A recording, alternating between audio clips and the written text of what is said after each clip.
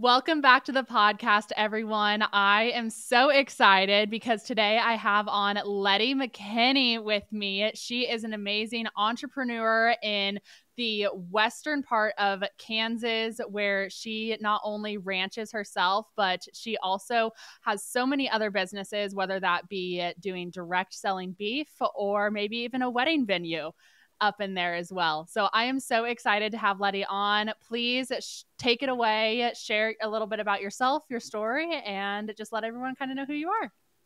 Okay, awesome. Thank you so much for having me on today. I'm super excited to be here and very grateful. My name is Lettie, like you said, but I am born and raised in Johnson, Kansas. It's a small town in the southwestern part of the state, and I left for college. I went to Oklahoma, and I said, screw this place. I am absolutely never coming back here. And that didn't hold true at all, actually. So I went to Oklahoma State, and I got an animal science degree. And then after that, I went through the TCU Ranch Management program down in Fort Worth, Texas. And then I had gotten news actually that my dad's cancer had come back that year when I was at TCU. So I was like, well, that changes everything on what I had planned to do. So I ended up going back home for wheat harvest and planting season. But then I somehow took a feed yard job trying to juggle all of the things and get some more experience before I quite made the plunge to go back home. So I worked in the corporate feed yards for a couple of years. I bounced from Texas. They bounced me everywhere. I was in Texas. I was in Colorado. I ended up transferring up to Kansas. I think I saw like 12 different feed yards in 2 years, which looking back, I was like, oh my gosh, I was always traveling. I was always gone. But now I'm so thankful because I saw so many different management styles. So many different operations. Everybody does it differently, so it really opened my eyes to a lot of different possibilities. And then it got to kind of a point where after my dad's radiation, he just couldn't keep up with just the day-to-day tasks for everything on our operation. So I had to make a decision. I could either move home and learn from him, or one day I was probably going to be put in a position to have to go back home and not have any knowledge to glean from or, his knowledge to learn from. So I decided to make the plunge and I moved back home in 2019, actually. So it's almost been 5 years now. So my family's operation, we're split 50-50. So we farm and we ranch, which I think is really cool because we have native grass and then we also have crop ground. But moving home, I knew I was going to take a pay cut essentially because I was making very good money in the feed yards. I had scaled the ladder. I was in a management position, all of the things. But I knew it was the right thing to do. And I had to actually bring home a business to be able to sustain our business. I couldn't just come home. Our operation was only big enough at the time to support one family. So I had to get creative and I started a meat company actually where I sell beef directly. It's called MC Bar Meat Co. I've been doing it since 2018, before COVID blew up or anything. And actually, right before COVID, I was like, oh my gosh, this is ridiculous. This is so hard. Am I even supposed to be doing this? Because it's just so much different now than what it was prior to that. Because people really didn't care that, they didn't really care that their beef, came from the grocery stores. That was normal. They were fine. It was there. And then whenever COVID hit and all the shelves were empty, everybody's like, oh, wait, beef doesn't come from the grocery store or milk doesn't come from the grocery store? Like, no, it comes from, local people. So after 2020, it got a lot better and really opened people's eyes. I think it's been a weird, every year's different, every year's not the same.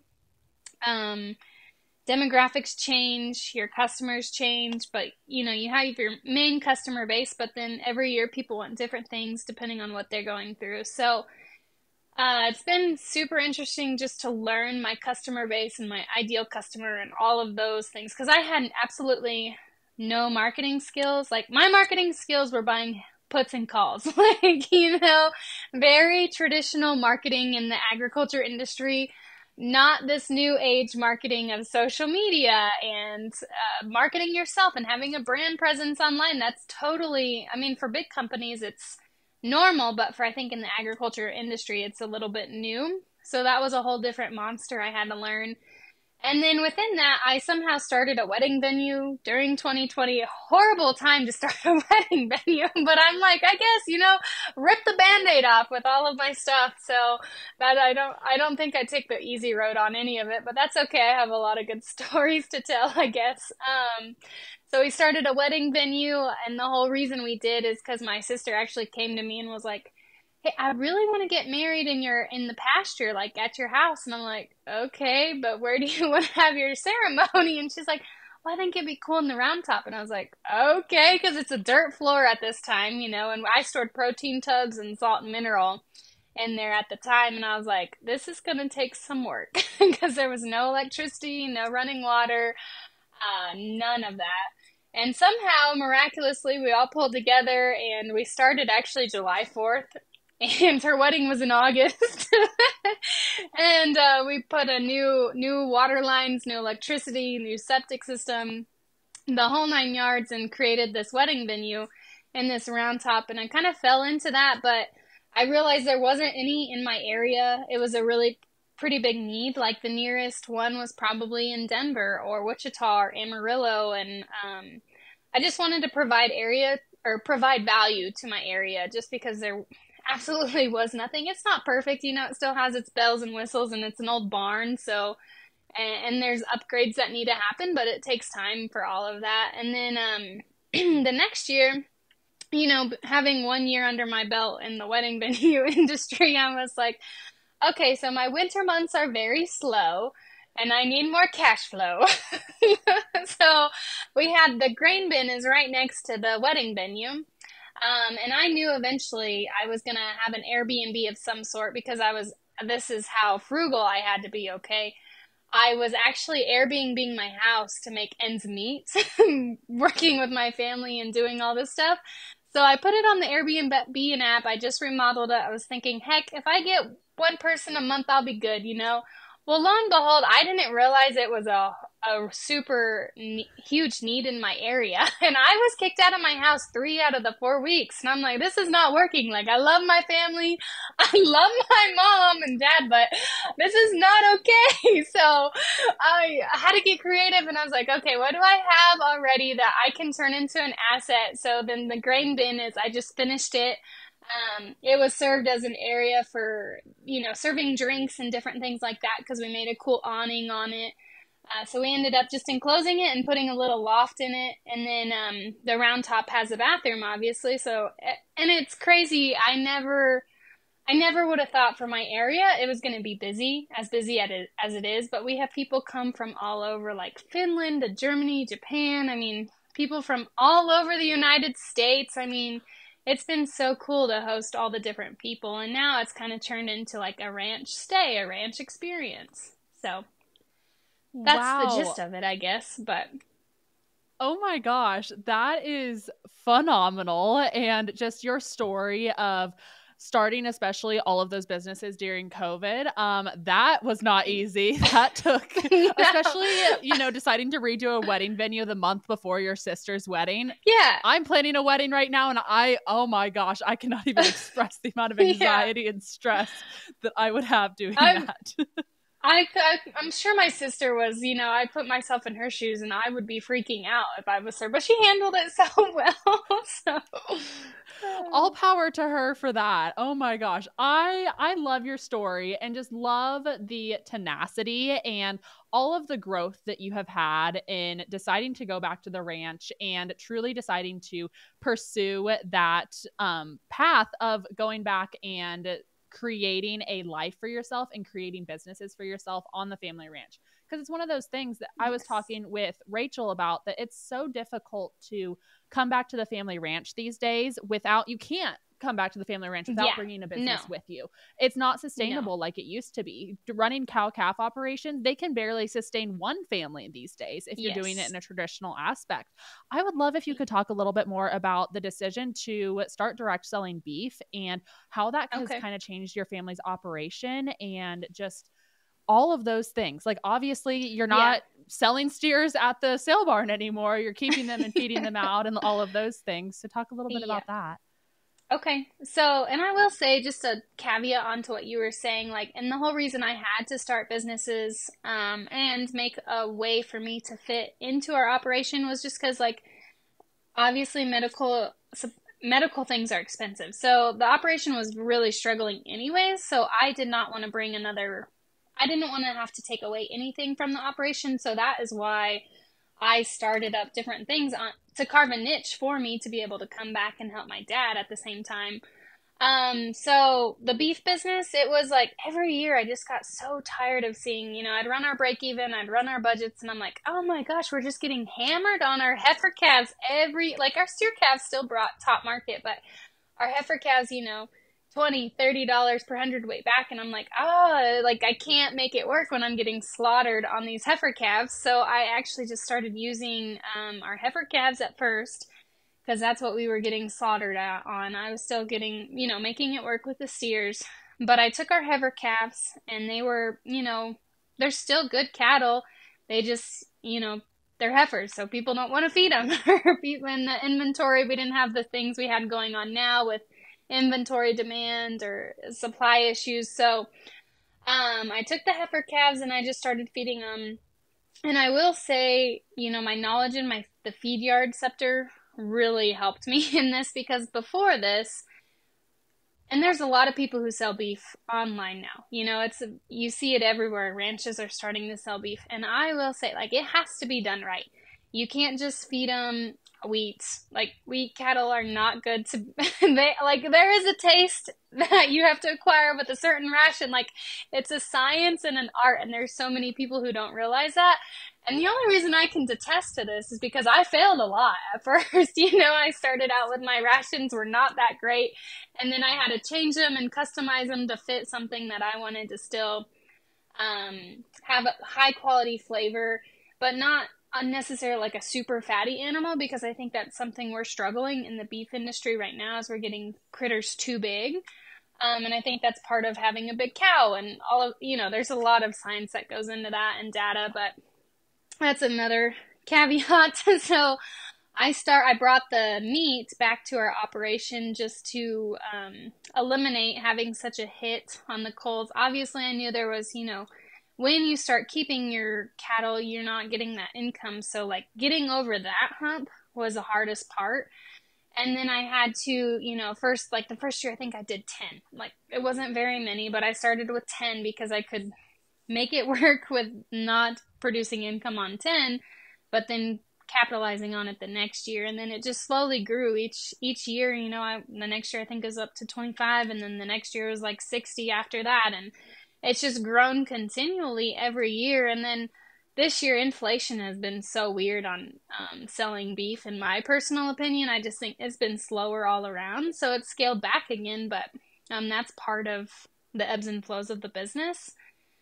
And I just wanted to be able to focus on, like, we work really hard for what we do every year. Like, super hard to be in a break-even business. Whether you're farming, whether you're ranching, like, we work hard to break even. That's what we do. And I'm tired of working hard to break even. Like, breaking even just barely keeps me in business. And I want to be able to expand and grow and really capitalize on what we have the capacity to do, but you can't do that when you're just barely paying the bills every year. So that's kind of why I started MC Bar Meat Co., and a way to bring extra revenue to our operation and also hopefully put a lot more back into it. Yeah, absolutely. I feel like that is a struggle that so many other farmers and ranchers can very closely relate to, in the fact that with the ebb and flows of the economy and everything else, when we are selling our heifers for bottom line at the sale barn and things like that, it gets really difficult some years to just make ends meet. Like, Yes. it's really, really hard to just be a rancher these days. Most people you talk to, they have a job in town, or they have at least a wife that has a job in town, or something like that, or they have like 1,000 head of cows where it can be a little bit more sustainable. But it's just so difficult for smaller farmers and ranchers, or just farmers and ranchers in general, to break even these days, doing it the way that we've kind of always done it. And I love your spirit of entrepreneurism, if that's the right word, of bringing something so at the time in 2018, new and unique and original back to the ranch, and then continuing to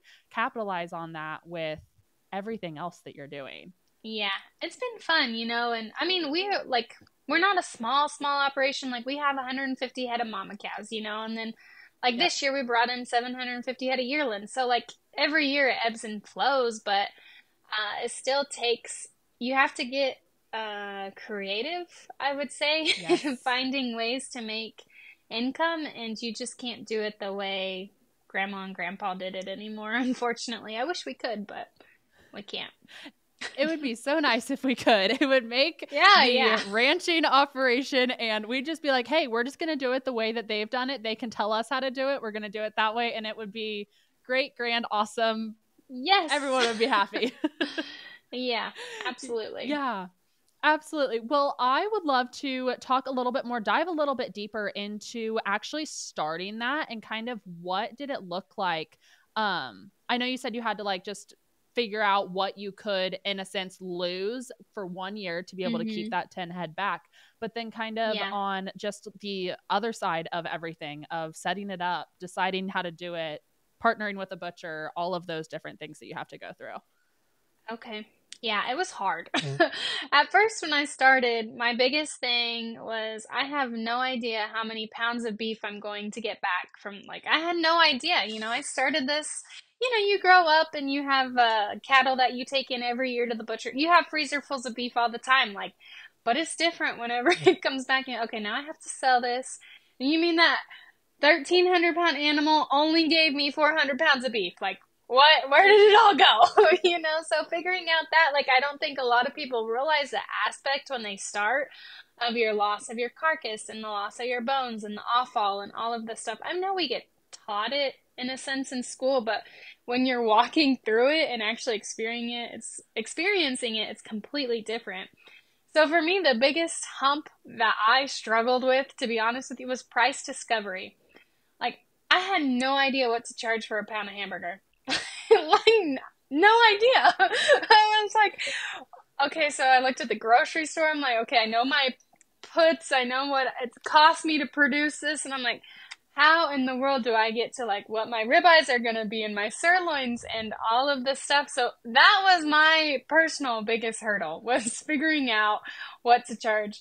And at the time I was trying to go off like the cutout value and making all of the very scientific. And then I was like, okay, this is way over my head. What am I doing? But I finally honed in, and started just kind of doing like research, just researching Walmart prices, organic meat prices, value added prices, and came up with something that I thought was more fitting for my customer base. And over the years, I started out and I was not charging enough at all, just because I was trying to get my, I gave myself 20% markup.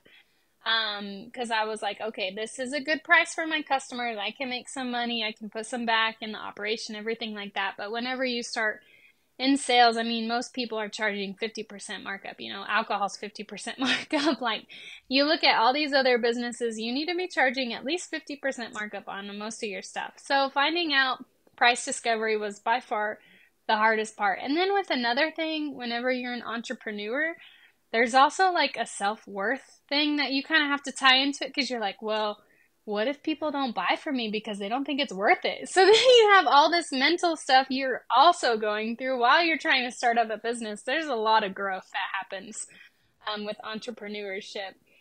And then after that, I've got my prices, I got my price sheet, all of the things. And then inventory management was super hard. When you have just a fall calving herd or just a spring calving herd, figuring out when beef is going to be ready throughout the year is a challenge.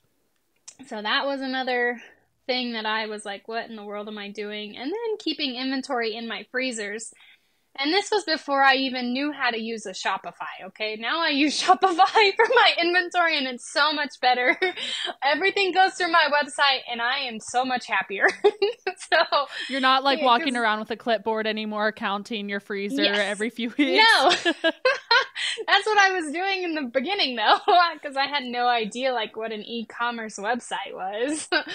I had no idea, and let alone how to even start up a website. Absolutely no idea. So I Yeah. got really good at YouTube. Google was my best friend.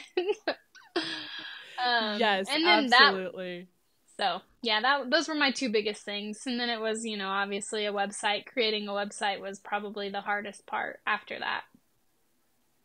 Yeah, definitely. I think that there are a lot of hidden hurdles that we don't necessarily think about when we're first starting businesses sometimes. And then we Yes. get approached with them and we're like, oh, shoot, I actually have no idea what I'm doing.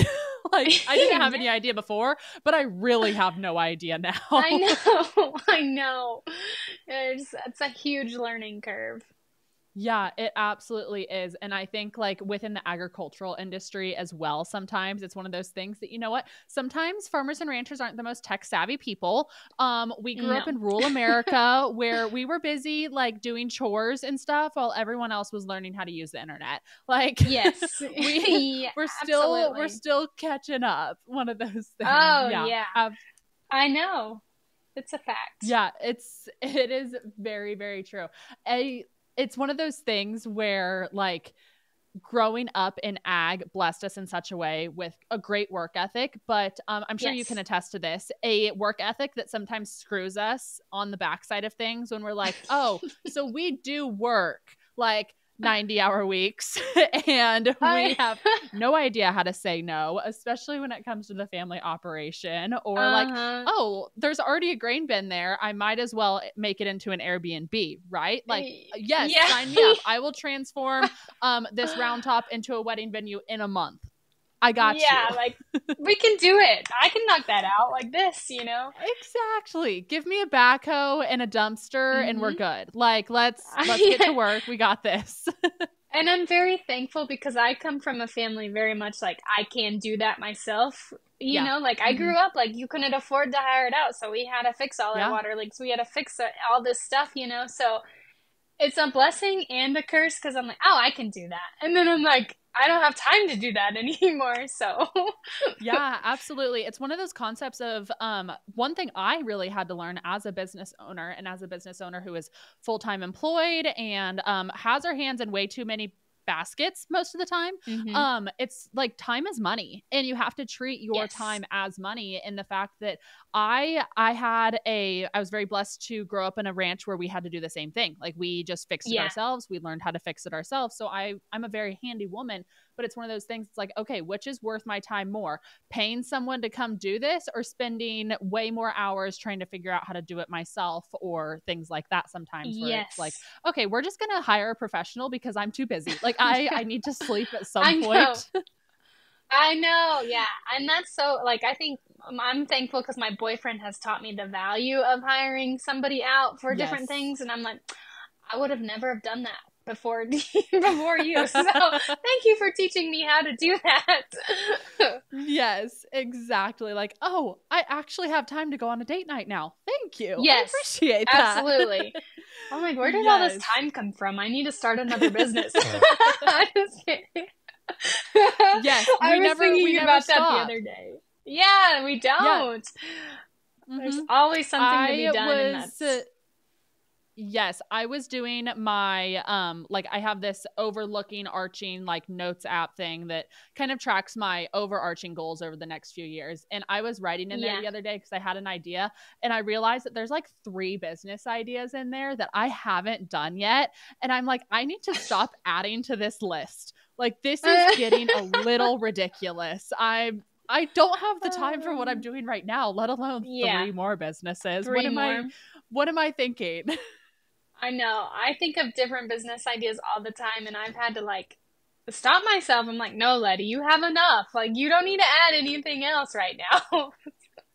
Yeah, absolutely. With that, I would love to hear like what does it take to run a wedding venue, especially one that's probably really popular in your area, and wedding venue and Airbnb, and just kind of like that side of the business, why you maybe decided, I know it Yeah. kind of like fell into your lap, but why you decided to really Hmm. start to pursue that, advantages, Yeah. disadvantages, things like that. Okay. So I think the biggest, obviously, managing time is, we were just talking about that. That's been the hardest part.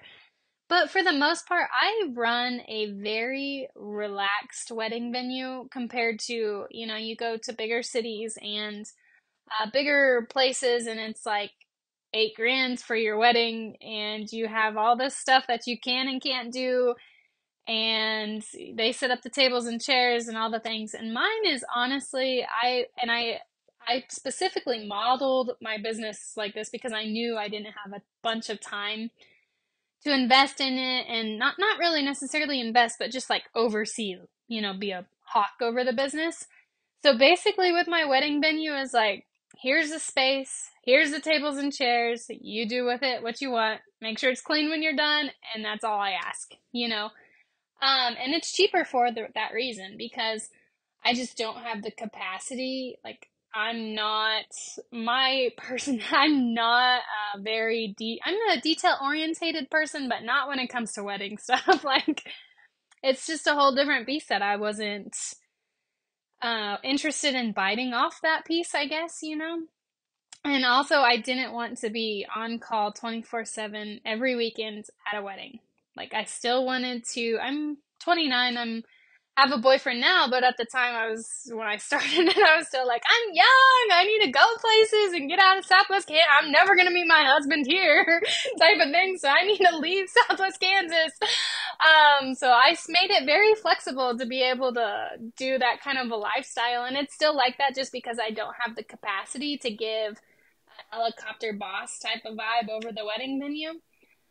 So now it's just it's just simple. Here's our wedding rate.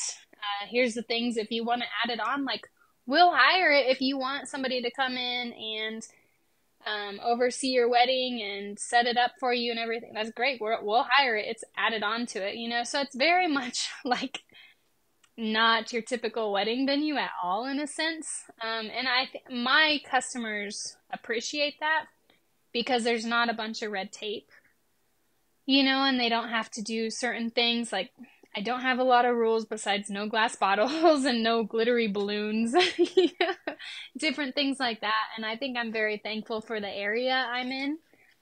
So I just made it to fit me and my lifestyle. And I think that's something, when you start a business, I think we have to put it in picture of somebody else's business or what they're doing because it's working for them. And that's not the truth at all. Like, you have to make it fit for you, and you're the owner. You run it how you want it. You manage it how you want it.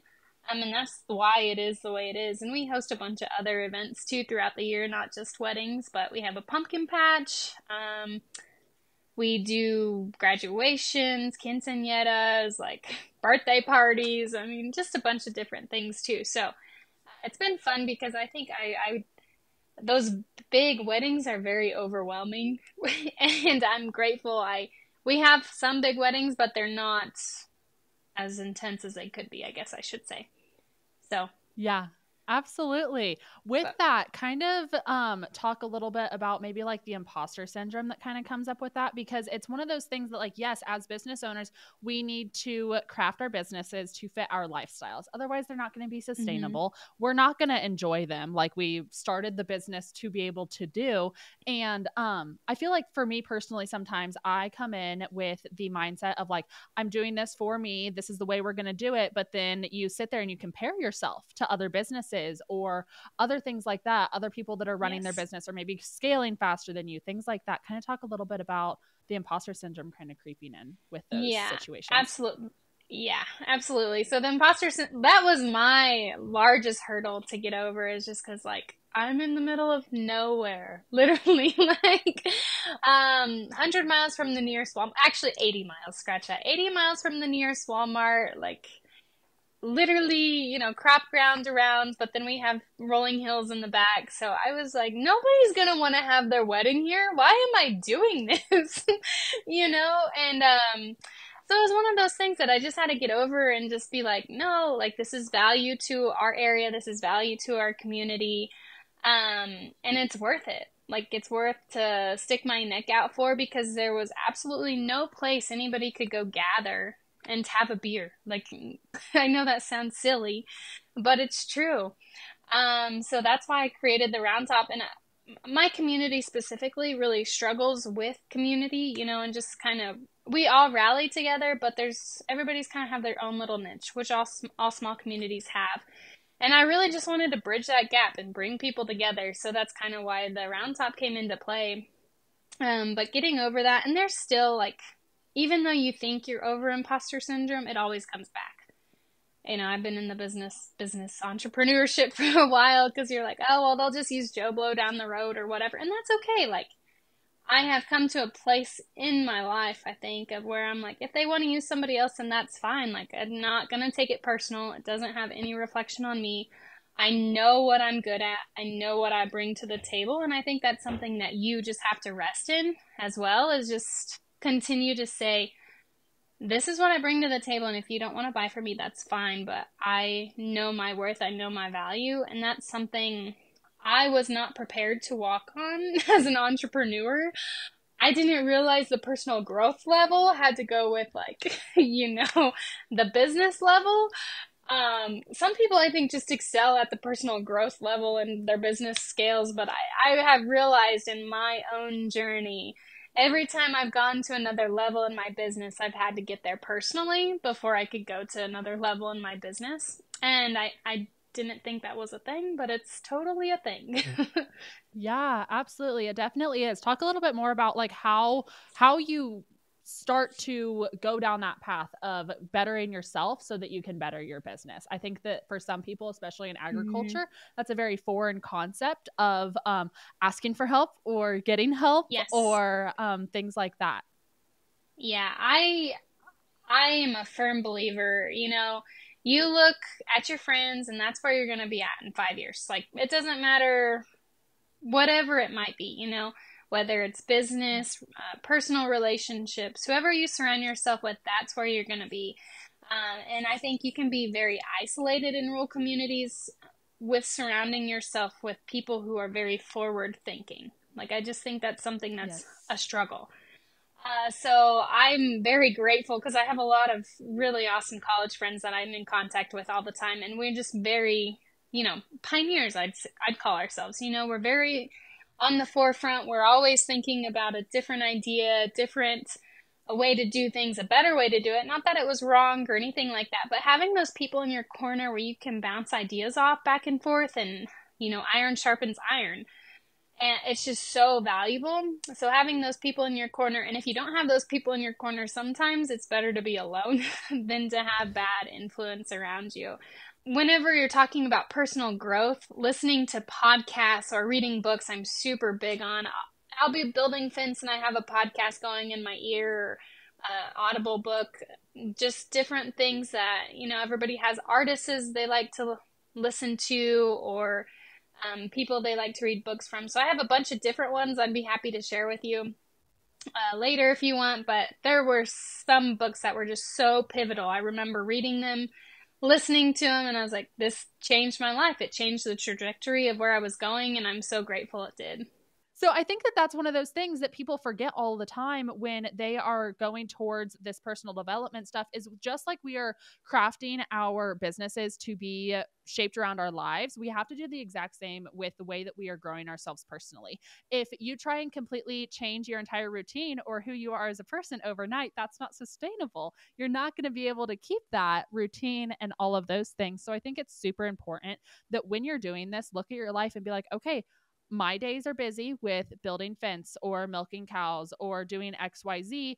Can I have AirPods in, playing these podcasts, playing these books, learning while I'm going about my everyday routine and just doing the things sustainable. Yeah, absolutely. And I go through phases where I'm like all into audibles. Like, I'll read 5 books in one day, you know, or not one day, but I'll read a bunch of books in like a week, and then I'll go through phases where I don't do any personal development or anything like that. And I think giving yourself, like, once you're in personal development and trying to better yourself and advance your skills to make your businesses go farther, whatever it might be, or spiritual growth, like, it can be very overwhelming, and sometimes you just have to take a step back and digest for a little bit and focus on what you learned and implement it and just keep going that way. especially if you're trying to sustain, because growth, change does not happen overnight. I'm not the same person I was in 2018. I'm not the same person I was a year ago. So we all Yeah, change all the absolutely. time.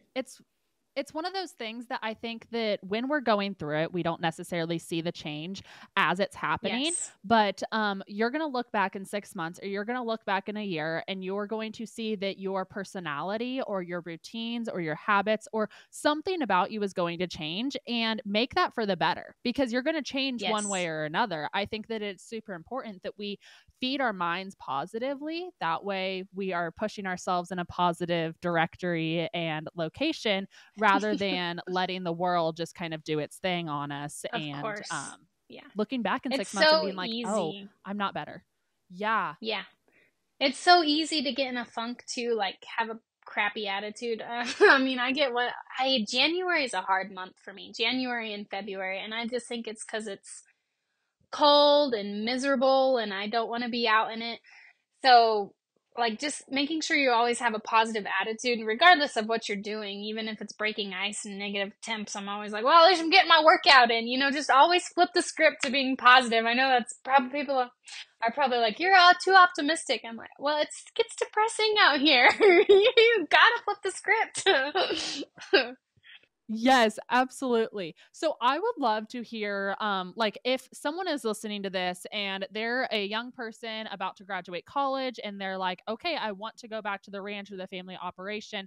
I don't know what that's going to look like for me. I know it's not sustainable for me to just come back. I'm afraid I'm going to have to go get a city job, but then city's 2 hours away. Like, that's just, it's not all adding up how I want it to. How would you encourage them or talk to them, or what advice would you have to give to that person that's kind of ready to take that step home, but not sure what that looks like or what business they need to bring back? My biggest thing before I moved back home, before I made any decisions, I looked at my resources. And I know that sounds weird because you're like, well, what does resources mean, Lettie?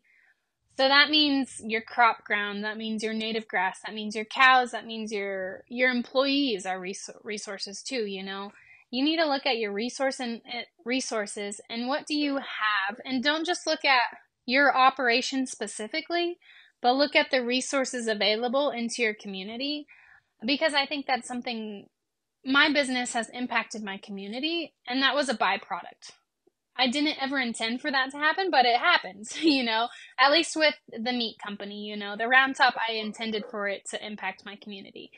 So just remember, like, whatever you are going to do, look at the resources maybe your area needs. What can you bring specifically to the table? What are you passionate about? What do you love? And that's the biggest thing, and carve a niche from those resources. Like for me, cattle was my jam from day one. Like I loved going to check cows with my dad.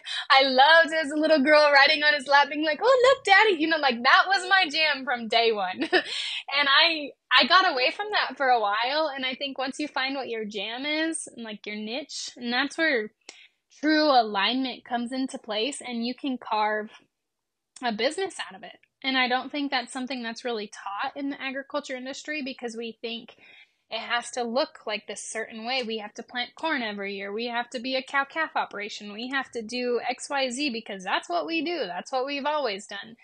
And I think you can find that little niche. You can still keep the family business going, because that's the goal, is keeping the family business going. The generational ranch is going. But it's not sustainable if you hate what you do every day. So I think finding that little niche that you absolutely love and are passionate about and can carve a business from is how ranches and farms are going to be sustainable in the future. So Yeah, absolutely. I think that that is such an important concept that we can't forget as this next generation in agriculture, that our parents aren't doing it the same way that their grandparents did it, and we're not doing it the same way that our parents did it. And it's one of those things that we live in an ever-evolving country and economy, and everything is impacting our business, whether that be Mother Nature or whether that be the government. Something is impacting our business at all times.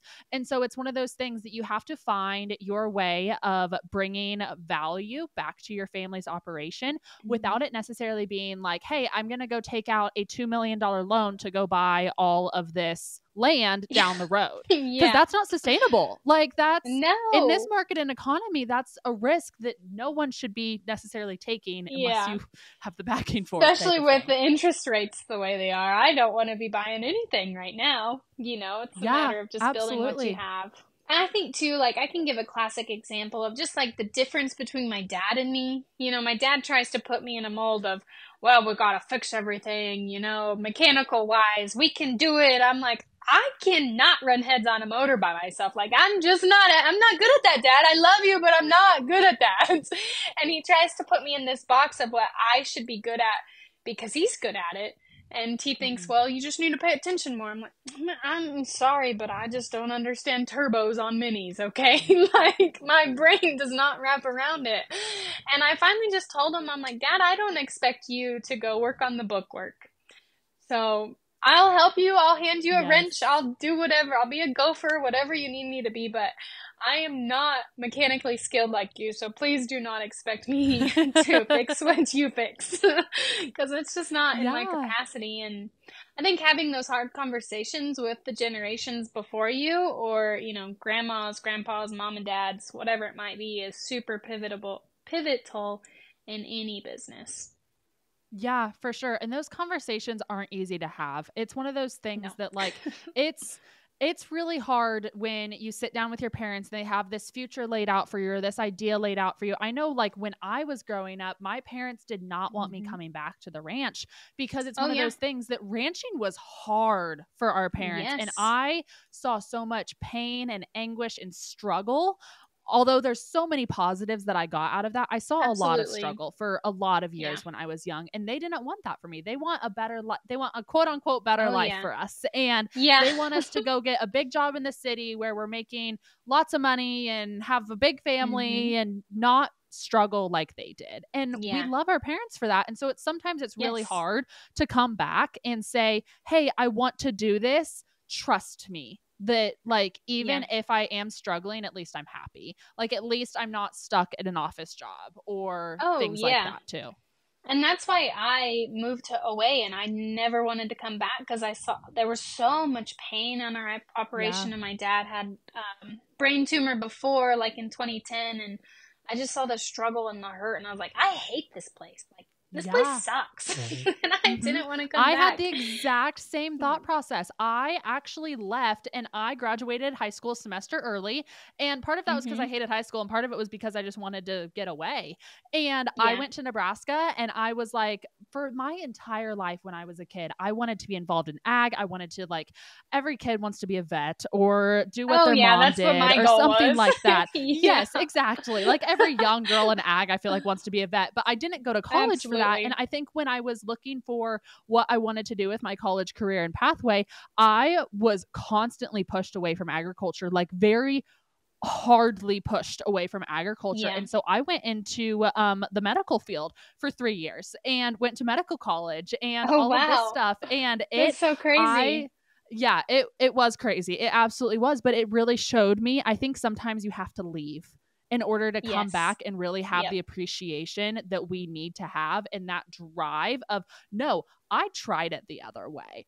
I don't want to do it the other way. I tried the city job. I tried sitting at a desk. I tried going to medical school, or like all of these things where it's like, hey, at least I know that like that is not for me. That's not the path God has me on. But it's sometimes it's one of those things that it's really hard to have that conversation with your parents or people that really just want a different and quote unquote better life for you. Even when that's not necessarily the way that our spirit and our soul is taking us. Yeah. Absolutely. And I think from my dad, you know, because my dad is the one who told me, leave and don't ever, like, don't come back to this place. Look how hard it is. Like, don't come back.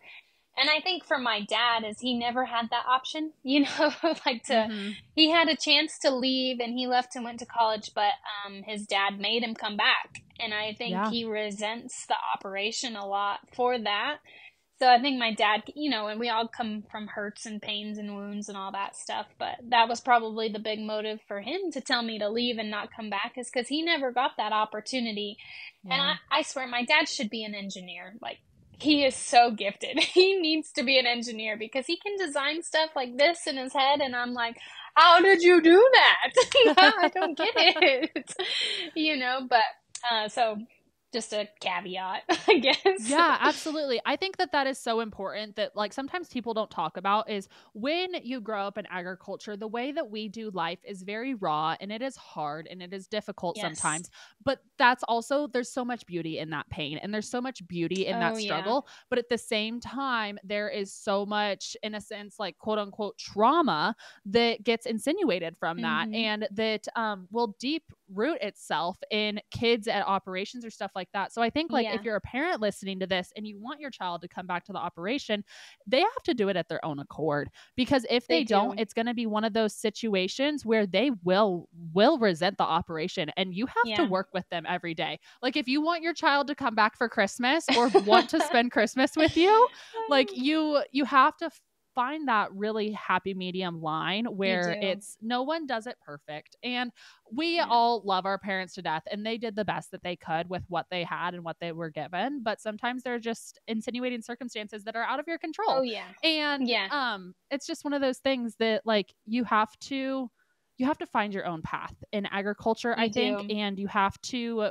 make your own way, especially in this world that we live in, where it's not necessarily, you can't necessarily go back and just pick up where your parents left off. You No, have to carve your own path. And but there's a lot of struggle with that, and there sometimes is. you may be walking around with a clipboard counting the meat in your freezers, but That's a fact. but eventually you'll learn how to use Shopify and all will be well again. It's funny, you think about the progress like any business person makes or just entrepreneurship, and it's funny where you start and you're like, man, why was I doing it that way? Or what?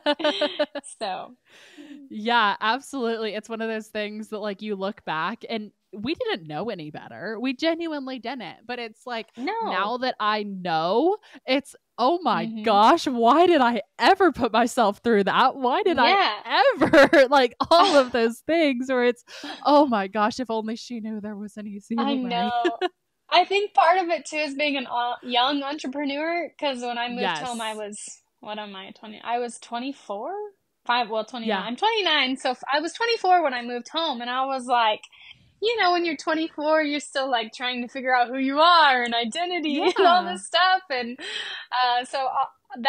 all of it's grown since then. But there's a whole thing with entrepreneurship and figuring out your niche. And I think Yeah. if I'm speaking to younger people specifically, once you find where you align, things just open up for you and you don't even try. It's weird because Yeah. it's like you're just meant to go on that path. And even though there might be crazy things that are going on or a lot of hardships and trials, like you just know you're supposed to be on that path. And that was something that kept me to keep going because there was so much hard things. But I just kept trudging forward and Yeah. I knew that was the right path to go on. So that might be another tip for younger people.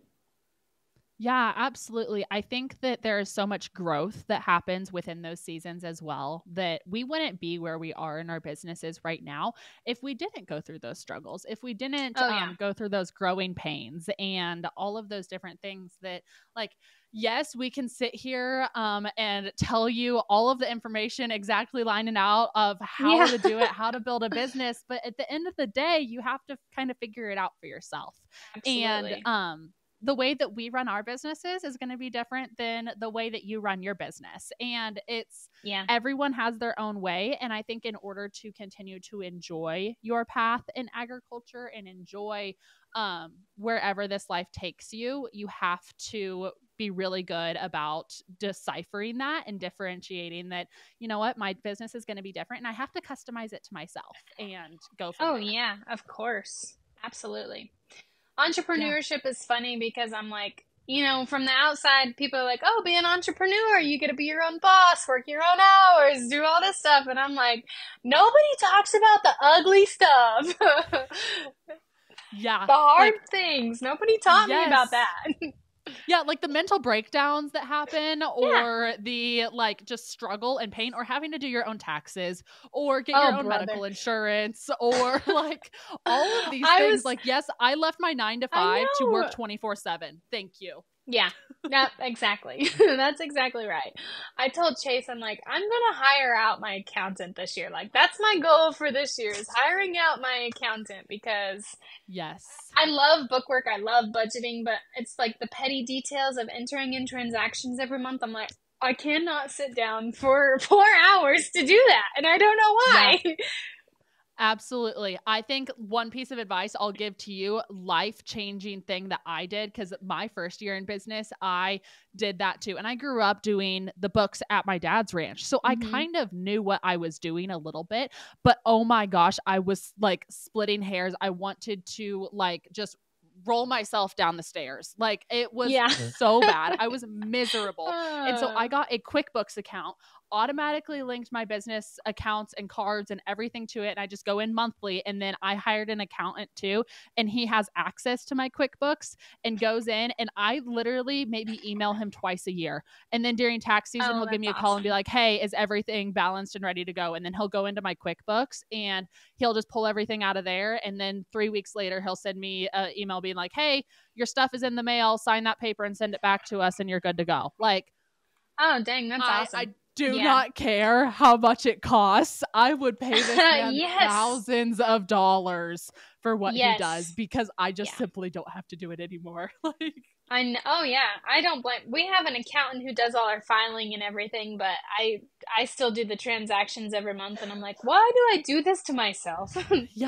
Yeah. Especially like there's always these like little, it's not for like 5 transactions or 30 transactions or even 100. It's thousands of transactions a month. And you're like, this is so silly. Like I am balancing books over $5 transactions or like things like that. It's like, also is a wake up call of like, I should not be spending that money. Yes, absolutely. Like, oh, okay. So we spent a little heavy last month. Maybe we need to not do that this month. Yes. Yeah. Yeah, absolutely. Well, we have talked about so many really phenomenal things today, whether that be the entrepreneurial journey or just kind of finding your path and your way in agriculture. I would love to kind of start to end this podcast a little bit with, I would love to hear where you are going personally over the next year or what your goals and aspirations are. And then also for your businesses as well. So you can kind of break it down with all 3 of your businesses or do it as a whole, whatever you kind of like to do. I just love to hear people's goals, aspirations, and where they're kind of going for 2024. Yeah. Well, okay. So my goals on where I'm going for 2024. So my biggest focus right now is like growth on social media. I know that sounds really silly, but I have put it down, picked it up, put it down, picked it up. I've been speaking at different places off and on for the last 2 to 3 years. But so my whole thing, I want to grow on social media. That's kind of my goal for this year because I have realized over the last 4 or 5 years, having an online presence, as much as I have a love-hate relationship with it, really does help out my business a lot.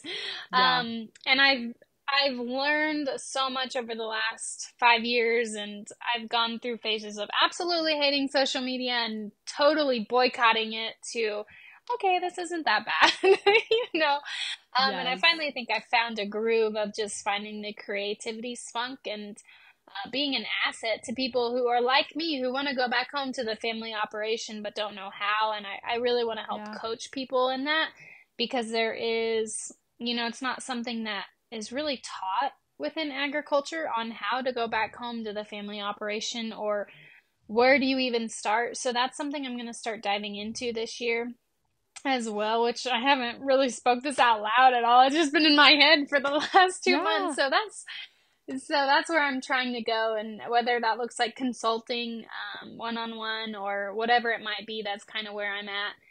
And then just continuing to grow MC Bar Meat Co. We took a kind of a break in processing cattle this last year just because from a budget standpoint, you know, it's so hard whenever you don't do a business just to make money, but at the end of the day, you have to make money to stay in business. Yep. And it just didn't make sense keeping back a bunch of calves whenever they were $320, you know, for a 5 making weight. way more at the sale barn than you could even validate keeping them for. Yeah. Yeah. And So I still had some inventory, so we just didn't process as much as what we did this last year because it just did not make sense. And I think I had a lot of imposter syndrome going back to it. Comes back. You just Yes. have to keep it Yep. this year because I'm like, well, I'm not even processing a lot of cash, so But I think you have to do what's best for your business. So with MC Bar Meat Co, we're getting ready to do some more recipe books. Like that's one of my goals is Awesome. do ranch recipes and stuff like that. And if Yeah. you follow on social media, like you'll be seeing more recipes, and there's a reason for that because it might not be this year, it might be in like 3 or 4 years, but that's a goal for Yeah. that. And then the round top just continue to have weddings and host community events. And my biggest thing with the round top is I'm not like I don't like big expensive weddings. I love like the intimate elopements. So we've been pushing elopement Yeah. type style, ranch type style elopements because there's a Mm-hmm. lot more. I think there's a lot more demographics that I could pull in from just my area with that and host Yeah. more people coming through. And within turn, that means people are buying gas. It means people are buying from our local restaurants. Like when I Yeah. say your business impacts your community, it's so true. It impacts it on so much more of a scope than what you could ever see. And then the Airbnb is just continue to host people. We have 2 or 3 people come every week, every other week. So it's exciting to see where they're coming from, and it's been fun too because I don't know what it is about that grain bin, but when you stay in it, you are so rejuvenated the next day. It's like a little oasis. I don't understand, but Yeah. I just think it's the environment that's with the bin. So Yeah, those are absolutely. kind Oh of my gosh. I think I touched I'm all of them, hopefully. Yes, I am so excited to see you grow personally over the next year and then just kind of like watch your businesses too. Where can the Yeah. people find you if they want to book an Airbnb stay? If they heard from you today and they were like, "Oh my gosh, I need this woman's coaching." Where can they Yeah. find you? All of those things. Okay, yeah. So you can find me on Instagram at lettie.mckinney or TikTok at Lettie McKinney, all one word. And then also, if you want to book an Airbnb or anything like that, it's on the Airbnb app. You just find The Bin. It's a very original name. So, and you can book through there, or you can also book through our website. And the same thing with the wedding venue. If you want to book from there too, you can do that. So that's where I'm at. That's how you Absolutely. can find me. Perfect. Well, I will have all of that linked in the show notes for you guys. Go give Lettie a follow on Instagram, TikTok, all the platforms. And if you are looking for a nice little oasis stay in southwestern Kansas, go get yourself a reservation at the Grain Bin, or if you were a future bride in that area. I know that her services are absolutely phenomenal. If you're a young person in agriculture, go slide into her DMs, message her on her website, anything like that to get in contact about maybe some coaching on that part as well. So thank you so much for your time today, Lettie. And thank Thank you you. for tuning in to another episode, everyone. We will be back next week. Till next time, friends. See ya. Thank you.